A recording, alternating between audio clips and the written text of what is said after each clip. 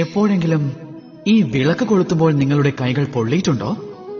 ഒരു തവണ അതേക്കുറിച്ചൊന്ന് ചിന്തിച്ചു നോക്കിയാലും ഇപ്പോഴും മനസ്സിലൂടെ വേദനയുടെ ഒരു ഒഴുക്ക് കടന്നു പോകുന്നതാണ്. എപ്പോഴെങ്കിലും നടക്കുന്നതിനിടയിൽ കാലിൽ മുള്ളു തറച്ചിട്ടുണ്ടോ നിങ്ങളുടെ? അതേക്കുറിച്ച് പറയേ വേണ്ട. അപ്പോഴും നമ്മുടെ മനസ്സിൽ വേദനയുടെ ഒഴുക്ക് അറിയുവാൻ സാധിക്കുമല്ലേ? എന്തുകൊണ്ടാണ് ഇങ്ങനെ സംഭവിക്കുന്നത്? നിങ്ങൾക്ക് ആ സമയം മാത്രമാണ് വേദനിച്ചത്.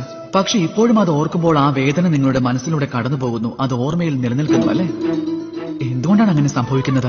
ജീവിതത്തിൽ നമ്മൾ അനുഭവിക്കുന്ന വേദന അത് എത്ര കാലം കഴിഞ്ഞാലും ജീവിതയാത്രയിൽ ഉടനീളം അത് നമ്മോടൊപ്പം തന്നെ സഞ്ചരിക്കുന്നതാണ്. കാരണം ഇതായിരിക്കും: ചിന്തകൾ. ഒരു വേദനയും നമുക്ക് അത്രയും വിഷമമുണ്ടാക്കുന്ന ഒന്നേ ആയിരിക്കില്ല. അതായത് ചിന്തകൾ ഉണ്ടാക്കുന്ന അത്രയും വേദന. അതിനാൽ ചിന്തകളെ ഏവരും ത്യജിക്കുക. മറിച്ച് ജീവിതയാത്രയിൽ എങ്ങനെ സന്തോഷത്തോടെ ഇരിക്കാമെന്നാണ് ആലോചിക്കേണ്ടത്.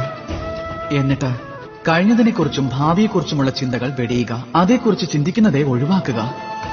എന്നിട്ട് ഇത്രമാത്രം നിശ്ചയിക്കുക: ഇന്നെനിക്ക് സന്തോഷമായിരിക്കണം, അതിനുവേണ്ടി ഞാൻ എന്തും ചെയ്യുമെന്ന്. അത് ഇന്ന് തന്നെ ആരംഭിച്ചാലും.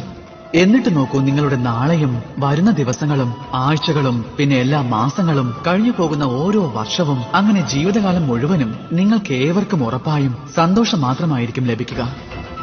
അപ്പോൾ ഏവരും വന്ന് സന്തോഷത്തോടെ പറഞ്ഞാലും രാധേ രാധേ.